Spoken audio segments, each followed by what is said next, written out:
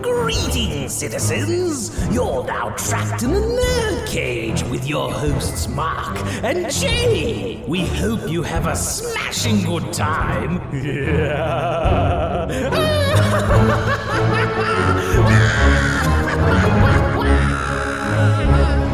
Yes, hello and welcome. That's right, you're trapped in NerdCage Live. This ain't just a reaction show, but a debate show and a live discussion on everything that makes people like you and I tick. So thank you for joining us tonight. I am your co-host, Jay St. G, coming to you live from Syracuse, New York, and always with me, my man, The Fiend, from Louisville, Mark Withers. What's shaking, man? Hey, what's going on, man? Super excited to be here as usual. Last week, I know we hit you guys with a very long X-Men episode, but this time we're going to kind of shift gears and try something brand new. We're going to do something that we like to call a rapid fire episode. And what we mean by that is that we're going to take a number of topics since we had such a very packed, super important news week with a lot of different topics. We're going to try and hit as many of those topics as possible inside of 30 minutes. We don't know if we can do it. We're going to try. Yes. Yeah, but before we get started, I kind of wanted to touch base with the people who didn't watch our live show this past week. We had a very special announcement. Jay, you want to let them know what it was? Yes. So yours truly, Johnny Cage himself, the original Johnny Cage, Scorpion and Sub-Zero, Master Daniel Pesina is coming live on this show Thursday, August 20th at 8 p.m. We encourage you to be there. Golden opportunity to ask Master Pesina live questions. It's going to be a live discussion. You can ask him questions about Mortal Kombat, martial arts, whatever. This should be a blast. We are so looking forward to having him on the show. Yeah, it's going to be a good time, so definitely tune in. And with that down, let's go ahead and start with our very first topic. You and I, a few weeks ago, Jay, we talked about Bill and Ted Face the Music and the trailer that they dropped and how we were both excited about it. Well, we just got word that that film is actually going to be going straight to VOD. It's going to be going to streaming, I believe. And movies. It's going to do right. both. It's going to be a PVOD. Yeah. So it's going to be a simultaneous theatrical release, but it's also going to be available for streaming on demand. And I believe the date is, September 21st? Do I have that right? I thought it was September 1st. September 1st, right. Tuesday, September 1st. Right. Same week as The Boys. Right. Now it's be a great week. Now, normally, you know how I feel normally about how I think it's dangerous to do like new movies going straight to video and how that could potentially lose a lot of money. But in this case, I think it's smart because it's only, they only spent about $10 million to make this. And it's a similar kind of budget range to The Invisible Woman. Mm-hmm. So I think this exactly. Is a good situation for them where they could actually make a whole lot of money here. So what do you think about that? I'm 100% on board. It's not a huge budget movie, so I figured there should be some kind of return if it goes to VOD. I think a lot of people are excited for it, and this is a great decision. Right. That's one thing that I think we agree on. Okay, and the trailer was great. Did you see the new trailer? I have not seen the new trailer yet. Okay, so long story short, before we go on to the next topic, so this new trailer, Bill and Ted go to the future, their daughters go to the past. So this looks like this is going to be an absolute blast. I cannot wait. It's just all the tropes are there. I'm very much looking forward to it. So, all right, let's move on to our next topic. Next one, rapid fire. Yes. So, as it's been hitting the rounds of the internet real quick here, and I got my King Kong shirt on today, the first official image, not exactly an image of the movie, but it's promotional material. There is a leaked image out there of Godzilla vs. Kong from all the toys. So here's what happened. I was just telling Mark before we went on air that the movie got postponed to May of 2021, but all the merchandise, not all of it got postponed. So there's a handful of merchandise, the NECA toys to be exact, are out there now. Walmart is selling the toys, and with the toys on the back of the box has an image of Godzilla and Kong on a aircraft carrier, and it's a pretty cool image. I'm not gonna lie. Pretty interesting spoiler too. Kind of lets you know, like, gives you some indication of what's probably going to be happening in the film. So. Yeah, but the thing is, this is our first. Here's the big thing about it. This is our first look at Kong. Because in Skull Island, he's only 100 feet tall. Godzilla's 400 feet tall, so Kong grew. He juiced up. Roids in them bananas, man. Or Godzilla's drunk. We don't know. So and that's maybe why the movie was postponed. Maybe Kong's just working out and he needs to, size up to Godzilla. Yeah, so. yeah. He got a good look at him. He's like, wait, hold on. We need more time. Yeah, but I'm not gonna lie to you. I think both monsters look pretty damn badass. I mean, then again, it's just a promotional image, not actual footage. So we'll have to wait and see how that goes. But it's cool that it's out there and it's making the rounds around the internet. And I think most fans are pretty pleased. I think they're pleased. I'm personally pretty hyped. So, all right, next topic, man. So this past week, San Diego Comic-Con at home commenced. For people who don't know, because of the pandemic, the official Comic-Con got canceled, and instead they've sort of put this thing together where you can kind of check out, these different comic book panels at home. Yeah. So New Mutants actually had a panel, I believe it was 3 days ago, where they dropped a brand new trailer and they gave us some information about the opening scene, the opening credit scene. Yeah, I think it was like it was the first few minutes of the film.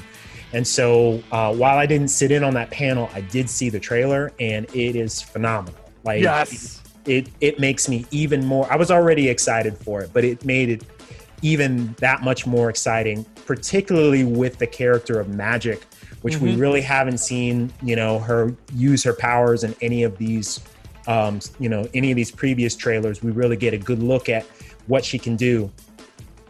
So I, for one, can't wait for this. And another thing about it is that while there's been all this speculation about it possibly getting delayed again or going straight to VOD, they've kind of given us this indication that they're going to try and keep their August 28th date. Yep.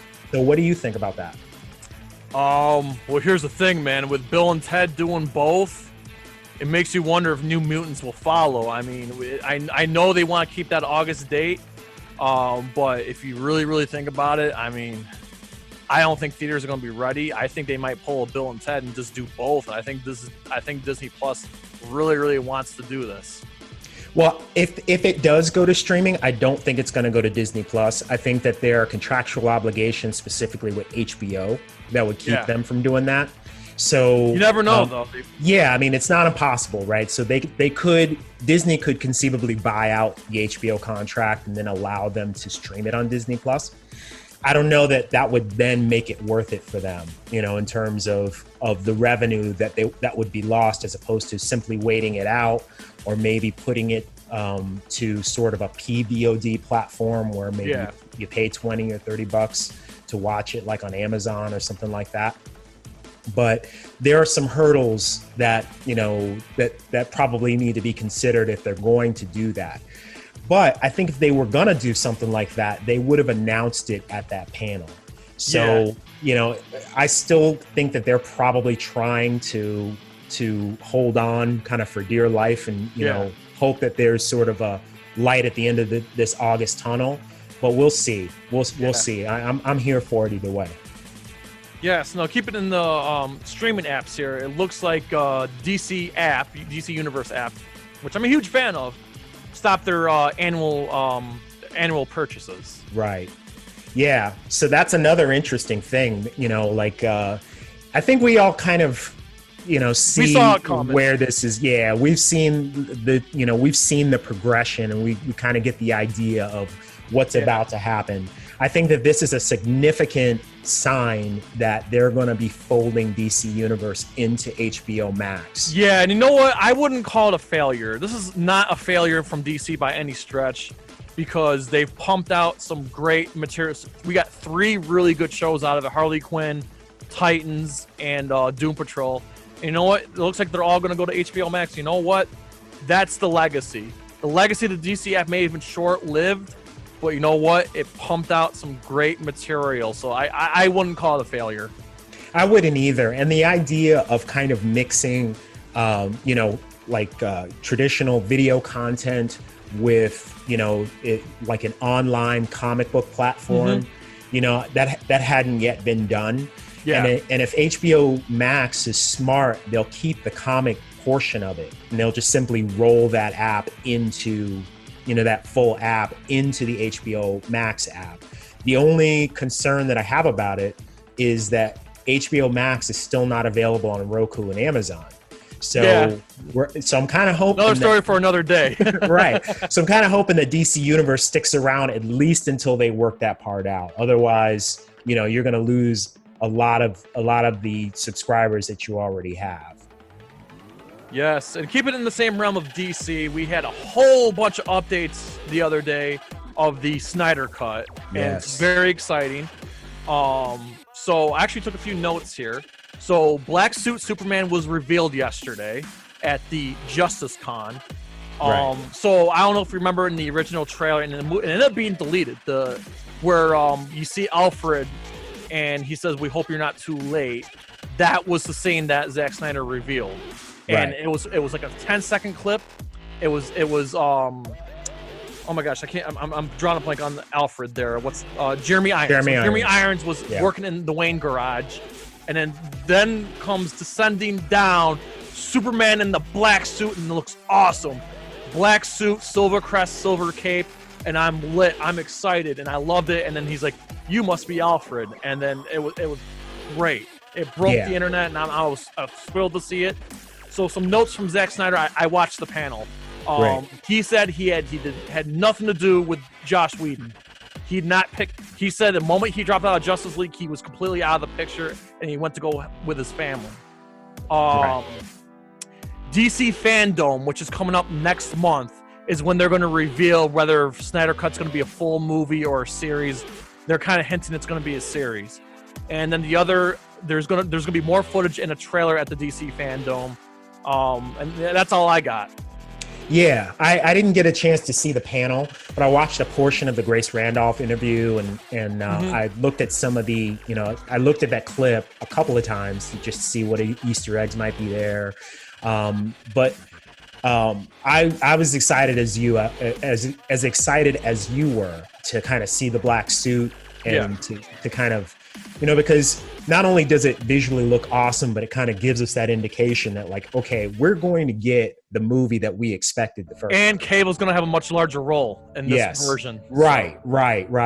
I like, I was reading an article about, some of the questions that were being asked, and I guess someone had asked him, like, well, do you feel like you've had to compromise this time around versus the 2017 version?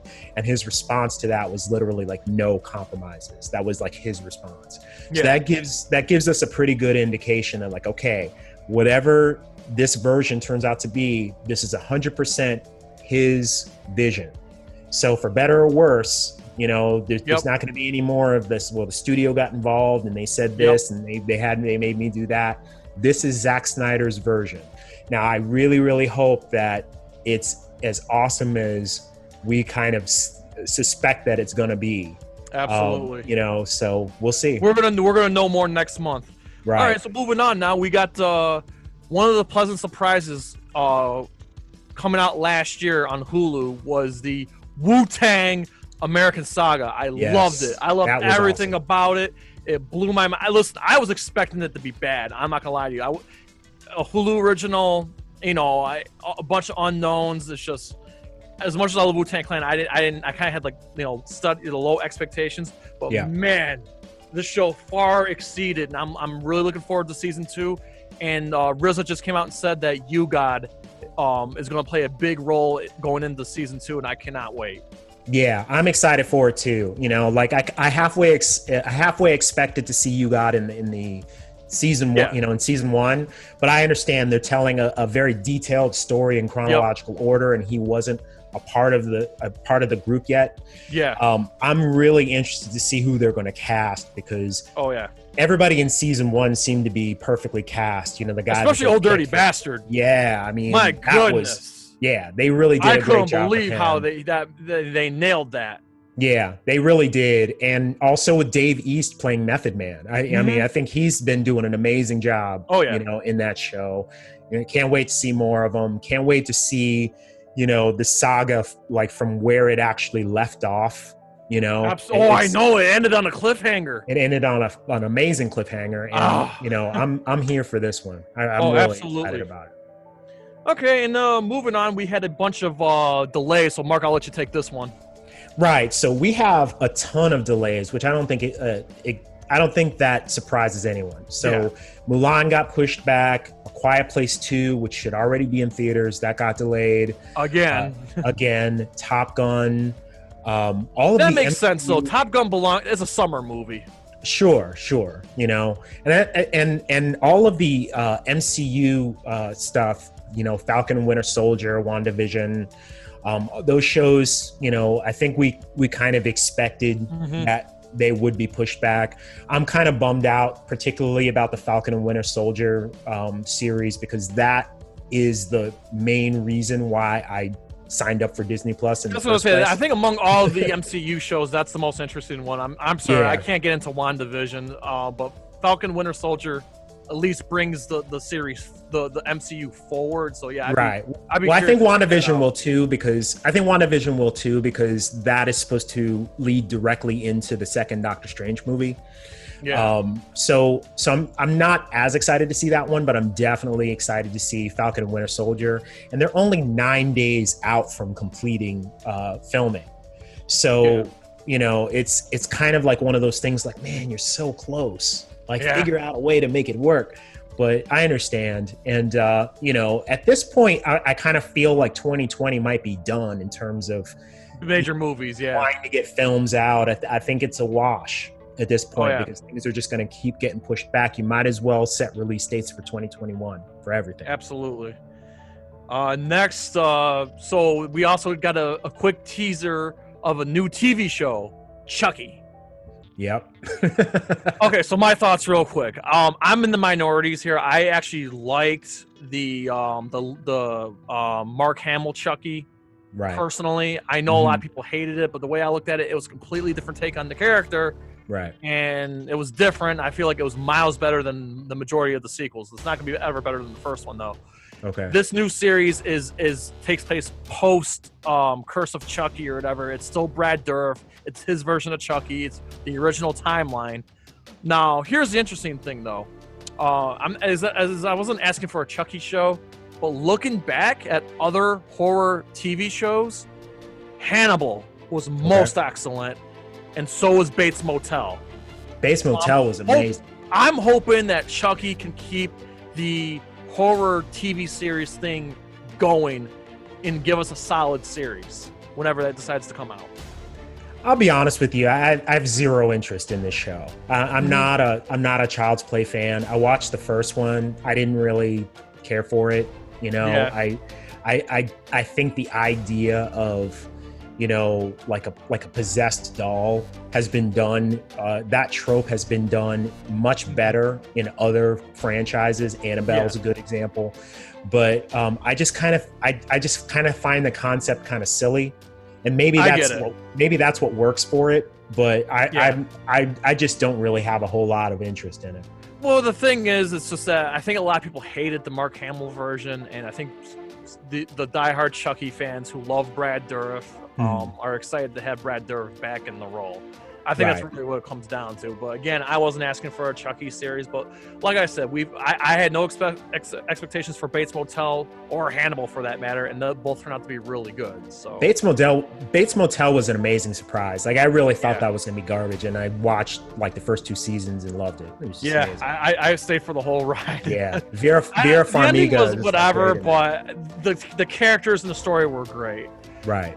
All right, so next, going back to movie delays, apparently the Mortal Kombat movie Reboot is sticking to January 15th for now.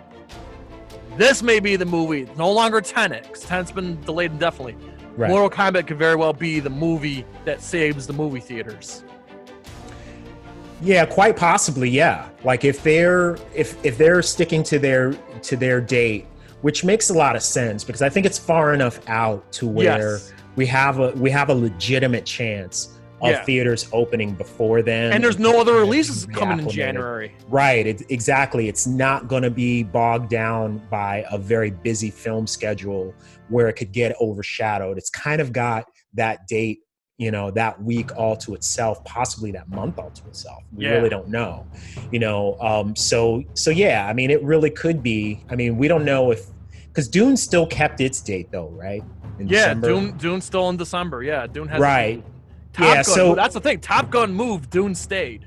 Right. So obviously, they're a little more confident that we're going to have theaters open around that time. So I think that those particular dates in December and January are far enough away to where we have a really good chance of kind of like getting people back in theaters at that time. And we did get a little bit of tidbit of the, although there hasn't been a trailer yet, the movie's been done filming for over a year now, and they're working on special effects. So they did an interview with Louis Tan, who's one of the lead actors, and the rumor has it he's going to be Johnny Cage. Has not been confirmed, but the rumor, all the signs point to him being Johnny Cage, and he just came out and said a couple days ago saying, "Oh my God, the fatalities, they don't hold back, and it's gross, and it made me sick to my stomach. You guys are in for a shock." And I'm just like, yes. I know you. And they're saying it's gonna be practical with CGI. I'm like, yes, I'm all for the fatalities. Newcomer director Simon McQuaid, he's got a tall order. I really hope he can pull this off. I'm really looking forward to this. Cool. Yeah, I'm excited for it too, man. I can't wait for it to come out. So next up is we had a pretty sad weekend in terms of celebrities that we lost. Regis Philben, which, I grew up watching live with Regis and Kathy Lee, and and he had a couple shows before that. I mean, what can you say about this guy? He's a true New Yorker, a true gentleman, an astonishing personality. Yeah. I loved him. Yeah, I mean, even without seeing him, if you just heard his voice and you heard him talk for a few seconds, you'd know it's him. He's just like one of a kind, and he will definitely be missed. John Saxon, a lot of people may not recognize that name, but you definitely would recognize his face. I mean, he was a big part of 70s action and horror. Enter the Dragon. He was also in Black Christmas. I remember him more Nightmare fondly. on Elm Street. Yeah, like he was he was a police officer in Nightmare on Elm Street. Am I right? Yeah. So yeah, I'm a little bit younger. I'm a little bit older than you. So I remember him specifically as Maskatron from the $6 Million Man, which was a show that came out. Oh yeah, the Bionic Woman spinoff. Yeah. So he played this bionic man that had the ability to change his face. He could basically take on the identity of other people. That is who I remember him best as. But I mean, he's had a pretty long-standing career beyond the 70s and 80s up to now, and he he had an excellent career, and again, may he rest in peace. We also lost a Hollywood legend, one of the last star of classic Hollywood, Olivia de Havilland. She passed away this weekend at the age of 104 years old. That's a long, good life, though. That is incredible. Whatever she was doing, I want to be doing. Absolutely. So, but she had a phenomenal career, best known for Gone with the Wind. Gone with the Wind, yeah. And lastly, one of the founding members of Fleetwood Mac, Peter Green, he passed away. Yeah. Yeah. So they say these things normally come in threes, but in this case, in fours. Yeah, I just want to share a couple quick memories of Regis and John Saxon real quick before we move on to our last topic. For me, Regis, to me, what Regis meant to me was, whenever I was homesick from school or took a day off from school, I would watch Regis. Yep. That and the Price is Right. That's so when I think of Regis, I think of being home from school. And my other happy memory of Regis is I loved his episode on Seinfeld, where Kramer had the coffee table book. Oh yeah. Oh God, that was funny. Yeah, that was Regis, a great Regis episode. was truly one of a kind. And then John Saxon again. To me, Enter the Dragon may be the most important martial arts action movie of all time. Without Enter the Dragon, there's no Bloodsport, there's no Mortal Kombat, there's no Bruce Lee. Like, Enter the Dragon was it, and he was pivotal in that movie. He was so great opposite of Bruce. I'm definitely going to miss him, and I have my Bruce Lee Criterion collection on the way. Should be arriving in August. Can't wait. Yeah, I'll probably watch Enter the Dragon sometime tonight or tomorrow in honor of John Saxon. I mean, he was a great actor. And all right, before we go, so Mark, quick follow-up to last week. Yeah, so last week, as I was mentioning earlier in the episode, we did a special X-Men episode, and in that we kind of talked about our top. Well, we ranked our X-Men movies from number 1 to number 12. Yeah, and we wound up talking about X-Men: Days of Future Past. And Jay kind of mentioned something called the Rogue Cut, which I had never heard of before. And if you didn't hear about it, I'm sure there's a lot of people out there who never heard of it or weren't aware of it. Right. So I managed to track this movie down, this version. I watched it. And although there are only a few scenes kind of added to it, those scenes sort of change they sort of change the focus of the film somewhat. And kind of give you a different perspective of what was going on in the movie. Kind of adds a little bit of depth. I loved it. I think that this is the version that they should have released. I'm not sure why they kept Rogue out of it. Yeah, I don't know. We'll never know. But we'll never know. If you can get your hands on this version, watch it. Right. I mean, it could have been a time thing but I don't think it's a contractual thing because they wound up eventually releasing it, But at any rate, I really enjoyed it, and I highly recommend other people watch it as well. Absolutely. So, I don't know, how'd you like that rapid fire? Whew. How did we do on tiring? Did we make the 30 minutes? I'm curious. We went a little bit over, but the fact that we crammed that much in there is pretty damn awesome. Awesome. So anybody that's listening at home, if you like this format, let us know. Yes, please let us know. This was a lot of fun for us. So it was. We're always trying things, trying to do things new. We're trying to figure out, what works and what doesn't work. This was a fun episode for us to kind of just rifle through all these different topics. So let us know if you enjoy this. We'll do a little bit more of it. Yes, and of course, before we go, we just want again friendly reminder. Mark your calendars for Thursday, August 20th at 8 p.m. Master Daniel Pesina joins NerdCage Live for a live Q&A. So a golden opportunity. If you're a fan of Mortal Kombat, jump into the chat, ask Master Pesina questions. We're going to be asking questions. We're going to have a lot of fun. We're very much looking forward to having them on. So we really encourage you to be there, talk about martial arts, Mortal Kombat, and more. It should be an absolute blast. It's going to be a lot of fun. For you guys that do not know, this is the original Scorpion, the original Sub-Zero, Johnny Cage, Reptile. And he helped put together Mortal Kombat. He was crucial in the creation of the game. Right. He was pivotal in its creation. And so we are honored to have him as a guest. We have a lot of questions for him. We know you guys do too. So make sure that you tune in. Absolutely. So before we go, we pretty please ask you to like, comment, ring that bell, spread this show like fucking syphilis. And so to you, I say, from Louisville to Syracuse to all of our friends and fans around the world at NerdCage Live, enjoy life, stay safe, and good night. Sayonara. Ooh, trying to get out of the NerdCage, are ya? Well, before you go, hit that subscribe button. And if you're really intrigued, ring that bell. Thank you for dropping by. Until next time, tell everyone you know about NerdCage Live!